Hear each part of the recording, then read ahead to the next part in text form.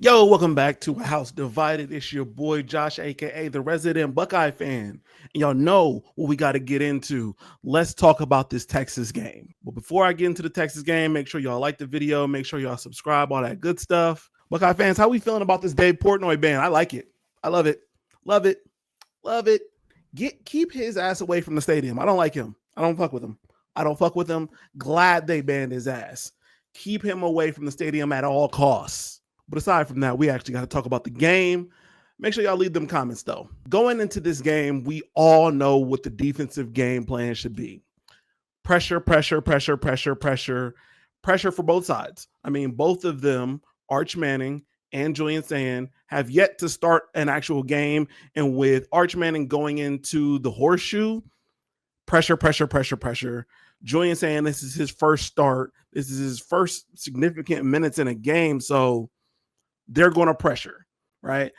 They've got guys like Colin Simmons. They've got great linebackers. They've got a good safety. They've got guys on the defensive side. So they're going to try to bring that pressure. The difference here is that they've also got to watch for Jeremiah Smith, right? We got to watch for Ryan Wingo. We got to watch for their receiving room, but it's not the same, right? A Jeremiah Smith along with a Carnell Tate and a Brandon Ennis and a Mylan Graham in the background, like it's not the same. A matter of fact, a Jeremiah Smith with a Carnell Tate, with a Brandon Ennis, with a Max Clare, with a CJ Donaldson and a James Peoples coming out of the backfield with an upgraded line. It's a little bit different, and I think people are downplaying this. How can you truly get pressure on the quarterback the same way when you also have to watch out for the receiving threats? Their pressure is going to have to come a lot from the defensive line, right? Because at the same time, they're going to have to watch for Jeremiah Smith the entire game. So it's not the same thing. Meanwhile, obviously, we got to keep our eyes on their receiving core, but it's not the same. It's levels to this shit. I think we potentially have a defensive edge here. And let's be honest, a lot of people aren't expecting Kenyatta Jackson, Caden Curry, Hayden McDonald, Edric Houston. They're not ready for this. They don't know what to expect when it comes to these names. That's exactly what I want, because you don't know what's coming with Kenyatta Jackson. The truth is, you should probably be worried about that. There's a lot of guys on this defense that I don't think that a lot of people are prepared for because they haven't seen significant minutes out of them. Meanwhile, the Buckeye faithful knows Jermaine Matthews is somebody that you should be worried about, right? Arvell Reese is somebody that you should be worried about, right? Sonny Styles has taken an extra step up as far as leadership, but I'm sure that comes with a leg up as far as play as well, hopefully, right? But this defensive line, the only thing that really concerns me from this defensive line is depth, right? We've seen Edric Houston succumb to an injury during the offseason, and we don't know what depth looks like yet. So hopefully some of those guys, especially from the defensive tackle position, step up. But Edric Houston and Caden McDonald are going to be crucial. Hopefully the defensive line can make some pressure on their own. But then when you also have guys like Arvell Reese, Sonny Styles, Caleb Downs coming to bring some extra pressure, I think this is going to look pretty good for us. At the very least, I hope so. Julian Sayin got the job over Lincoln Keenholz, so I need to see the pocket presence. I need to see the delivery of the ball be as good as I've seen it all offseason, because if it's not, and it's a little shaky, that's probably coming from his confidence being shaken. So hopefully he's delivering the ball perfectly. Hopefully Will Howard gave him some tips on how to get the ball to Jeremiah Smith. Things like that. As long as we can build some confidence behind Julian Sayin, I think we'll be fine, right? Texas' side of things is going to put the game completely in Arch Manning's hands, right? Me and Marcus had a back and forth about who's got more pressure. I think Julian Sayin has a lot of pressure. I'm not saying that he doesn't have a lot of pressure. My thoughts are that it's a lot closer than people are saying that it's going to be. His argument is that Arch Manning very clearly knows he has the spot, whereas if Julian Sayin messes up, we might go to Lincoln Keenholz. And that's a lot of pressure to have. However, Arch Manning is going into his first starting game in Columbus, where Julian Sayin is at home. A little bit of a difference there. Plus, as I just mentioned, they're going to put the game in Arch Manning's hands, whereas with Julian Sayin, it's a little bit different, right? Julian Sayin, on one hand, is not going to have the entire game in his hands. I think we had this same conversation when we talked about Will Howard, right? Like, I don't necessarily want Will Howard to be a game manager, but you've got all the weapons handed to you. You've got a Jeremiah Smith, you've got a Carnell Tate, you've got a Brandon Ennis, you got a Max Clare, you've got all the benefits handed to you. And I'm not taking away from Texas at all. Texas has a solid running back. Texas has a good, really good receiving core, one to be envied by most of the country. However, it's not Ohio State. And I don't mean that with any kind of braggadocio. The wide receiving room in Ohio State is the best in the country. When you have those sorts of weapons, yes, the game as a quarterback is in your hands, but it's a little bit different. It's a little bit different, right? The game is in Arch Manning's hands for Texas. And I'm just saying it's slightly different when it comes to Julian Sayin. With that being said, I'm really excited to see what Brian Hartline is going to bring to the table as a first-time offensive coordinator, right? What kind of plays are we looking to see? I, for one, would hope to see a lot more run plays because I'm hoping this offensive line is as advertised, that it's taken a step up from last year, right? So hopefully on that side of things, we're good to go. But then from there, hopefully he can take it from establishing the run, building some confidence for Julian Sayin, and then we're getting the ball to Jeremiah Smith. Simple. Establish the run, build confidence, Jeremiah Smith. That's the game plan. That's the offensive game plan. All right, or at least it should be. When they start to answer that question for Jeremiah Smith, we've got Carnell Tate, we've got Brandon Ennis, we've got other weapons that we can get the ball to. From the running back room, I talked with Ron on Twitter a little bit, and so I'm hoping that what he said was true. He literally said all of the backs on this team run violently, so I'm hoping that's true. I'm hoping to see some of that in this first game because we're going to need to see it the first game. We're going to need to see it the first quarter. I'm hoping to see some breakaway runs for James Peoples that are opened up from the offensive line. I'm hoping to see CJ Donaldson bring some catching from the flats. I'm hoping to see all the running backs get back to some of the blocking that we saw last year, right? We're going to need some extra pass protection on some of these plays. Therefore, I'm hoping that Coach Locke has brought some of the same running back blocking that we've seen last year. We've seen Travion Henderson and Quinshawn hitting guys. I need to see that exact same fire in the blocking from the running back room.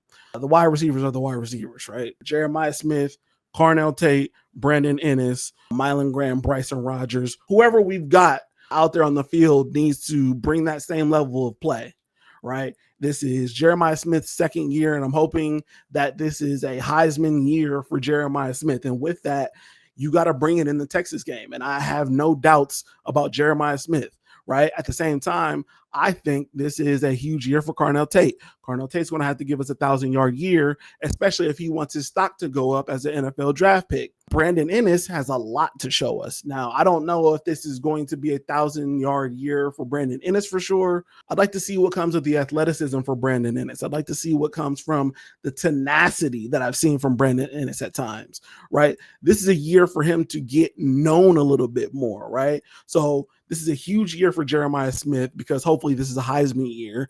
This is a huge year for Carnell Tate because this is a year where he can raise his stock as a draft pick potentially. And this is a huge year for Brandon Ennis because we haven't seen huge minutes from Brandon Ennis. So this is a year for him to get recognized on the national stage. Hopefully we see a lot from those three guys. And then Max Clare being the best tight end in the nation, hopefully we can see a lot from him, right? We're going to need the blocking. We're going to need the receiving from him as well. At the very least, when we're not getting the ball downfield to Jeremiah Smith, hopefully, we're getting quick passes to him to establish confidence for Julian Sayin. The line is the line, right? We still have questions at right tackle, but it seems like it's going to be filled from a transfer.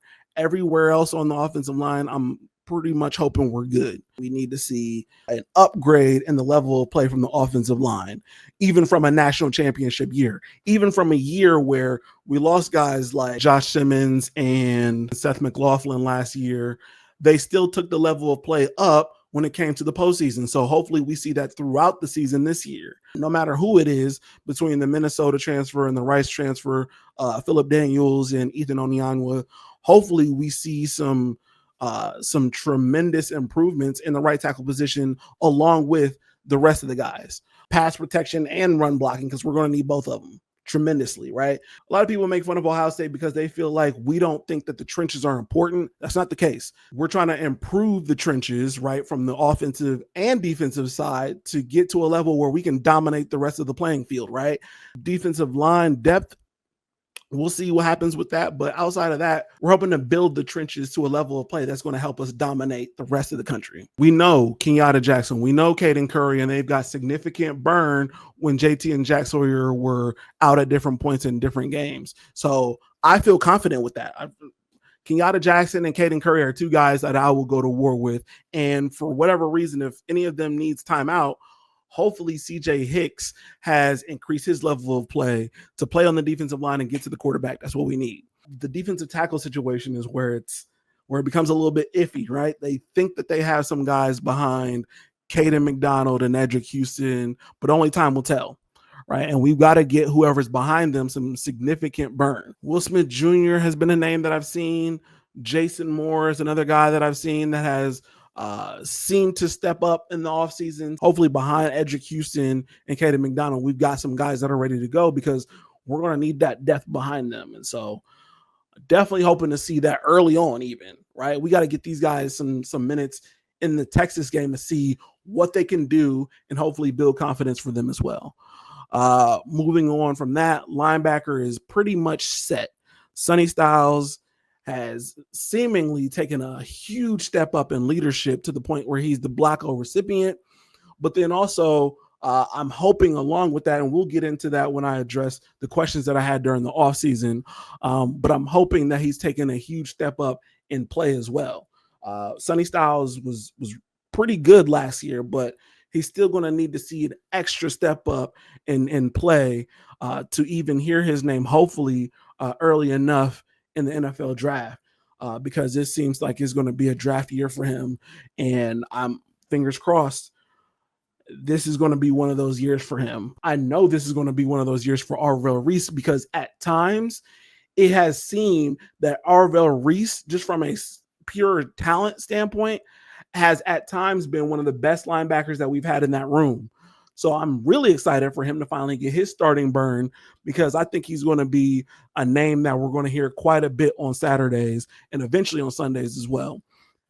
Behind them, I'm really excited to see hopefully some play for both Riley Pettijohn, who I believe is behind Sonny, and Peyton Pierce, who's behind Arvell Reese. I think those guys are younger guys, but we have to get them some burn so that hopefully we can build some confidence as well for them. I'm not so concerned with linebacker depth, but I'm hoping that we can get them some play because we definitely need to at least build some confidence for those guys, get them in on some plays and see what they can do as well. Our outside cornerbacks are going to be Davison Igbinosun and Jermaine Matthews. I've been concerned with the handsiness of Davison Igbinosun at times.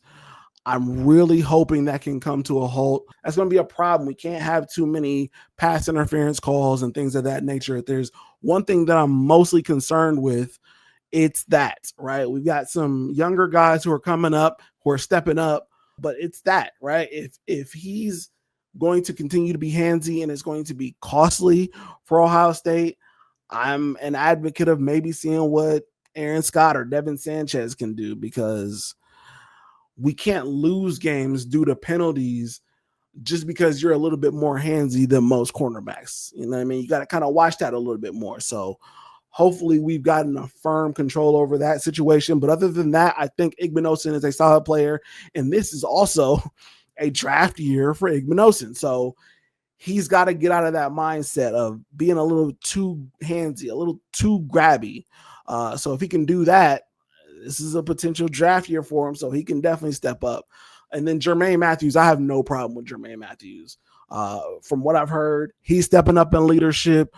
So hopefully he's a good guy for, some of these younger cornerbacks. We got Devin Sanchez right behind Igbinosun. We've got Aaron Scott right behind Jermaine Matthews. And those are some young guys. So hopefully Jermaine Matthews can be somewhat of a leader for them. Hopefully Igbinosun can also be somewhat of a leader for them. I'm glad we've got the experience of Igbinosun, and I'm glad that Jermaine Matthews got a lot of burn last year because that's experience that we're going to need. We're going to face some tough wide receiving cores, but they practice against the best. And again, if I sound braggadocious, don't be mad at me. It's just the truth, right? They're facing the best wide receiving core in practice week in and week out. And so hopefully that's helping train these guys. And then at nickelback, I'm hearing a lot of Lorenzo Styles stepping up and being that guy this year. He wasn't the starting nickelback last year, but I'm hearing a lot of people saying that this is a year where he proves and steps up. And I'm excited about that because I think Lorenzo Styles is a really good player. And if he can step up in the way that a lot of people are sounding, a lot of the noise that I'm hearing from the soccer room, we're good, right? Because then right after that, right after he gets his burn, is Bryce West. And I'm really excited for what Bryce West can do. So I'm definitely excited about that nickelback position. From the safety standpoint, we've got Caleb Downs, we've got Jalen McClain. Caleb Downs, Jalen McClain. I'm really excited about what all the safeties can do for the simple fact that they've got Caleb Downs in that locker room, right? Caleb Downs with all the experience. Caleb Downs playing to the level that he's been playing. And this is going to probably be his best year, right? He is now with 2 years of experience. He's got a year of experience under Ohio State. This is probably going to be one of his best years, especially because he's got to put out that highlight reel for draft scouts, right?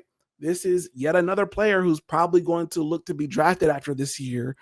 And what better position for some of these young guys to be in than to see what it is that he does to elevate his level of play so that he can get drafted, right?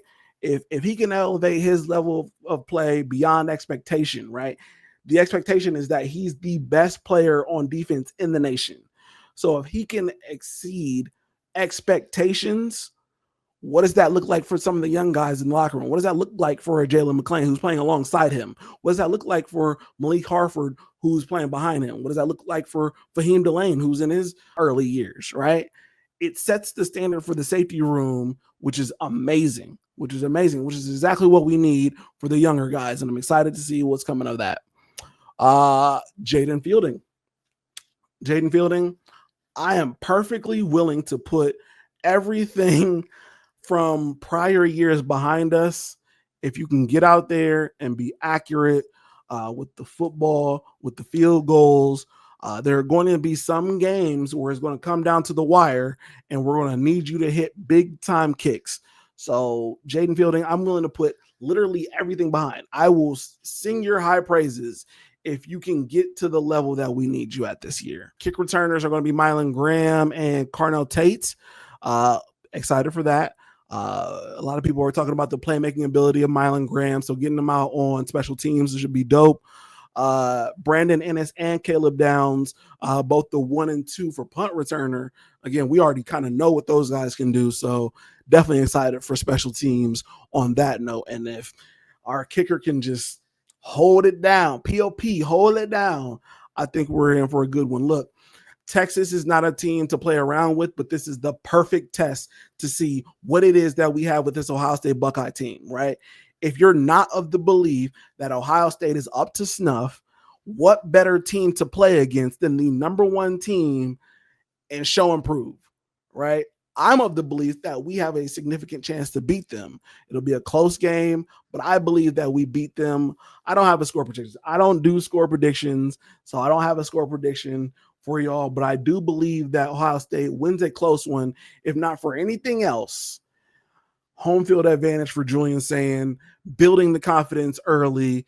And I just don't believe that Texas has the talent level that Ohio State has. In fact, I don't believe there's a team out there that has the talent level that Ohio State has. And I know the perfect argument for everybody is going to be, well, you guys have always had that talent. You've never done anything with it. And to that I say, we just came off of a national championship. What did you do last year? On that note, I'm out. Make sure y'all subscribe. Like I said before, make sure y'all like the video if y'all like what I said today. And I think Marcus is going to be up next with his preview for Michigan, New Mexico. Is Bryce Underwood going to be that guy for them? I don't know. I'm excited to see. So make sure y'all subscribe and check that out. And on that note, we out. Peace.